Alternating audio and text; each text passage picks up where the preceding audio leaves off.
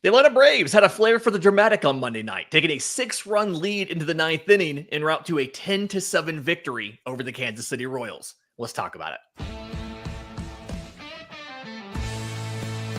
This is the Braves Postcast, your instant game reaction for the Atlanta Braves. Part of the Locked On Podcast Network, your team every day.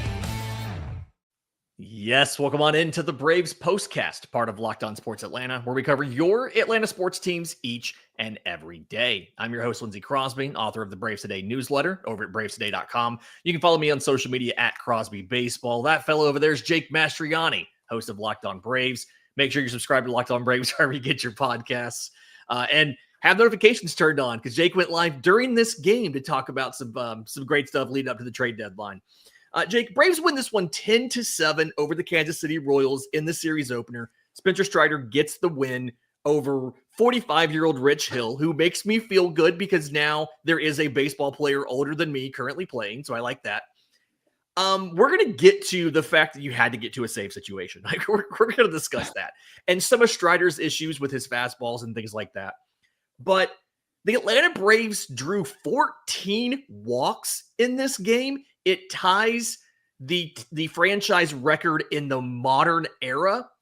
And I don't even know if I'm as surprised about that as I am about the fact that Ozzie Albies walked 3 times.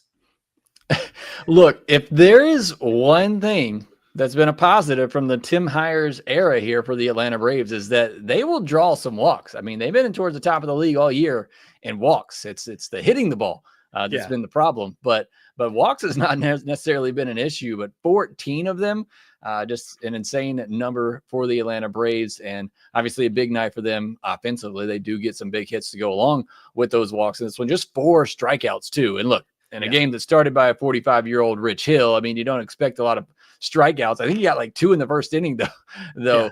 The first 2 batters of the game. So it was, obviously one of those nights where you're hoping your offense is going to go out and do that to a 45-year-old Rich Hill. I think I could have thrown the ball just about as hard as he did on some of these pitches tonight, but good to see the offense get it done. Good to see the walks and then being patient with that approach, but also, being able to combine it with some big hits. Like I said, they haven't really had issues getting runners on and getting runners in scoring position. It's just been, they've had far too many games this year where they couldn't get those big hits. Listen, we have to kind of acknowledge that, yes, Rich Hill's 45 years old. You hope they do this.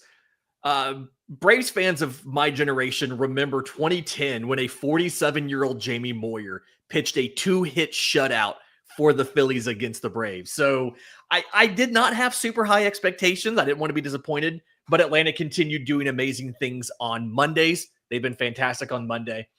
I find it really interesting in this one. I want to highlight Austin Riley. Right, we've talked a lot. Michael Harris just won Player of the Week for what he did over the weekend. And getting him going is obviously big. But Austin Riley has been not performing to the usual level that he does. He's been hovering around that 108, 110 WRC mark, which is above average, but not where we need Austin Riley to be. And you look at today's game, Riley, he's the only guy who doesn't draw a walk. So way to kind of ruin that one, Austin Riley. But 2 for 6, 4 RBI, hits a home run, has a bases clearing, I believe it was a double later in the game. As much as it's nice to get all of these walks, it almost feels like the bigger takeaway here is if this is the start of Austin Riley getting hot, what that can do to help answer some of the questions about the offense the rest of the year and next season.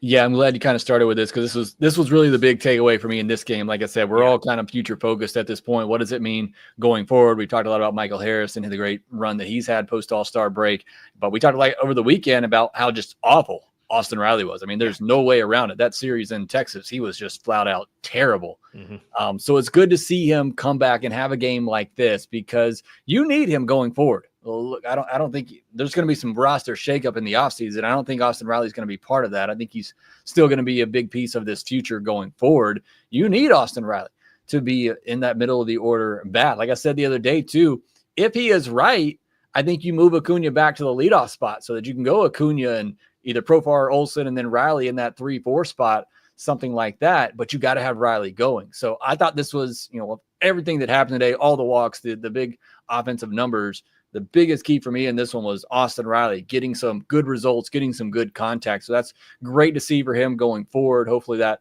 will continue, like you said, just kind of be a good end of season for him, kind of kick it into next year.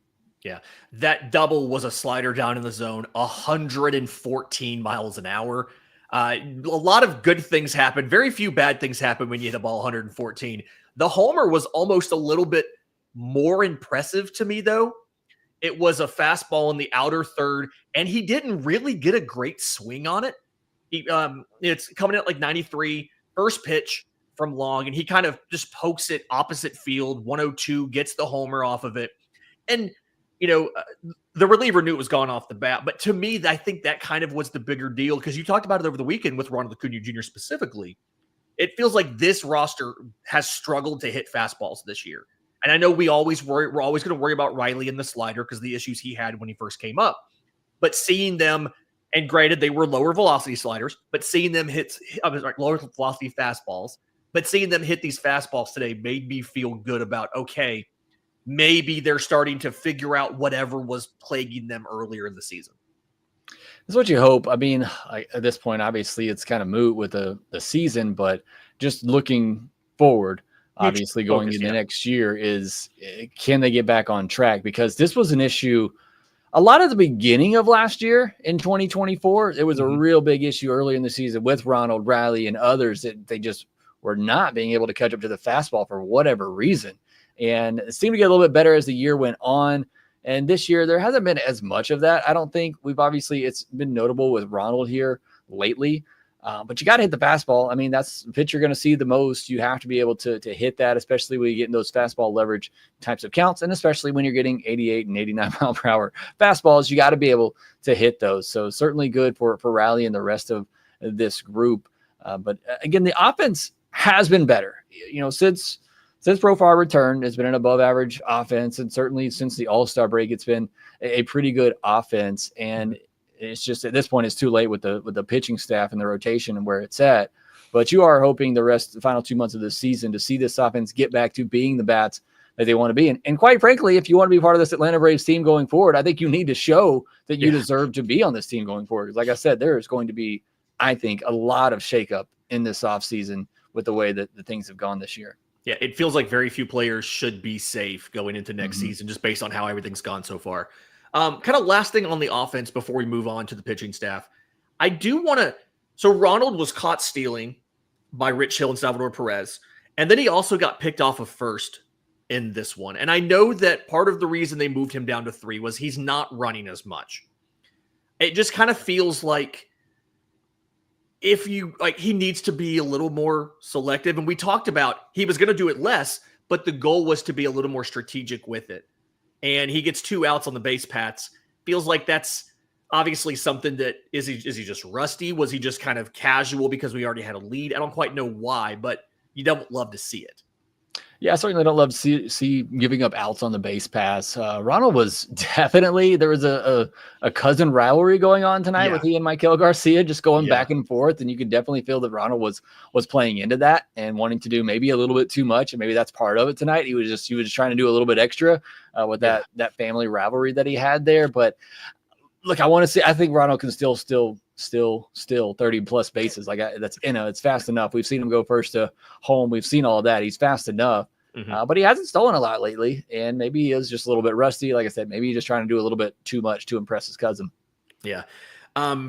By the way, everybody always makes jokes about Atlanta reaching out to the Mets and trading for Luis Angel Acuna just to keep Ronald happy because that's his brother. I would rather trade for Maikel Garcia from a pure baseball perspective. It's never going to happen. Kansas City's going to keep him, but I would love to make that deal over bringing in his little brother. All right. In just a second, let's talk about the pitching. Not a lot of great stuff here. Strider struggled. Dylan Lee gave up a homer. Rafael Montero probably should get left in Kansas City. We'll break all that down next right here on the Braves Postcast. Do you ever wish managing your money felt easier? With Monarch Money, it can, whether you're growing savings or planning a big contract in the offseason, like maybe one of the frontline starting pitchers who should be available this winter. Monarch puts you in the driver's seat. It's like having your own personal CFO giving you full visibility and control over your finances, because Monarch Money is more than just a budgeting app. It's a complete financial command center. You can track all your accounts, your investments, your spending in one place. So in addition to managing your money, you're also building wealth. Maybe you used Monarch Money to closely watch your sports team's expenditures on contracts to make sure that you're under the weird arbitrary amount that the league established, called a CBT, a luxury tax, right? And so now you know exactly how much money you have available this offseason to go out and sign somebody like a Framber Valdez or a Zach Gallen or a Dylan Cease or something like that. So take control of your finances with Monarch Money. Use code LOCKEDONMLB at monarchmoney.com for 50% off your first year. That's monarchmoney.com. Code LOCKEDONMLB for half off your first year. Okay, so Spencer Strider doesn't have the best game today. 5 innings pitched. I mean, and here's the thing: like, the results are fine. Two runs allowed, 3 strikeouts, 2 walks on 7 hits across 5 innings, and it just felt like he didn't really have control tonight. The fastball, he wasn't consistently throwing it in the zone. I want to say only maybe half of them were actually in the zone, and so because of that, he finishes this with 5 whiffs. And I don't know if this is something where I'm more amazed that that might be the fewest whiffs he's ever had in a standard start, or amazed that he was in that condition and still held Kansas City to only 2 runs. Yeah, I mean, like you said, you look at the results, and even the results in the last game, and really the results for the past couple of months, they have been really good. But it is a bit worrisome. With the last start that he had, where you gave up 5, it wasn't, just got through 5 innings, or gave up 3, got through 5 innings.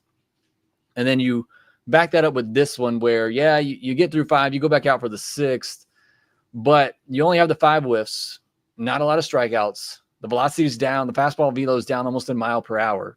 He topped out at 96.5 tonight, so he just barely got a 97 on the board tonight. Only a couple of whiffs on that slider, 23% whiff rate on his slider. That's normally, 35 plus easy. Yeah. Now it is a Royals team. It's a scrappy bunch. They put the ball in play. They don't strike out a lot. Like it's that type of lineup. But there was a point this year where the velocity was ticking up. It looked like we were going to get the old Spencer Strider back. It was heading in that direction. But now it seems like a couple of starts in a row where it almost seems like he's going in the other direction. Seems like he's starting to dial it back a little bit, slow down a little bit. Maybe that's nothing. We'll see. But that's definitely just what it looks like and feels like with Spencer Strider over these last couple of starts, that maybe he's peaked for this year, and it's just starting to dial down after not pitching at all last year. Yeah, and I think some of that could be possibly workload concerns. If you kind of think about, like, to your point, he made 2 starts last year. The second one wasn't even a full start, and he is already at 77 2/3 innings this year, not counting his minor league rehab stuff. And so I don't want to assume or believe that he would ever be in the mindset of these games don't matter and I'm not going to put in that same effort.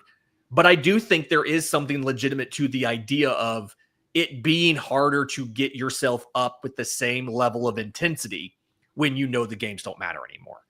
And so Strider looks like one of the most intense guys in the world. I mean, we saw him yelling in the dugout the other day. Yeah. So I don't know that that's it either, but yeah, I know you've talked about it too. I was hoping to see that velocity tick up. Year goes on, we see him get stronger and stronger, but it seems like at least the last couple of starts that hasn't been the case.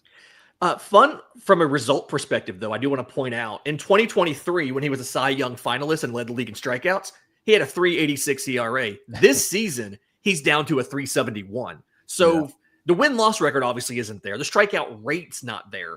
But from an ERA perspective, which is not the be-all, end-all of stats, he's actually technically better than he was in 2023 when he was striking out the world. So just find that interesting. Okay. We see Pierce Johnson go through. Daisy Hernandez has a little bit of a blip in there, 2 hits and a run. Dylan Lee gives up the solo shot. But Rafael Montero in the 9th, Do we think that this was just some crazy play to get another save situation for Raisel Iglesias? Or is this just Rafael Montero needs to be left in Kansas City when they leave this week? I don't know why Montero is still on this team, unless they just feel like there's some way that a team views him as valuable and they want that at the deadline. That's the only reason that I can think that he is still on this team. Or there's just a lot of pride going on and they want to think they found something with Montero that they fix and that he can be a good reliever. Otherwise, he shouldn't be on the team. Like, he should be DFA'd now. I keep refreshing Twitter to see if he's going to be DFA'd because I don't understand if he's not. He doesn't need to be on the team anymore, especially in a lost season. Just see what Hayden Harris can do. Are the good numbers that he's had throughout his entire minor league career, or are they for real? Call him up, see what he can do. Give somebody else a shot. But I have no explanation for why he's still on this team.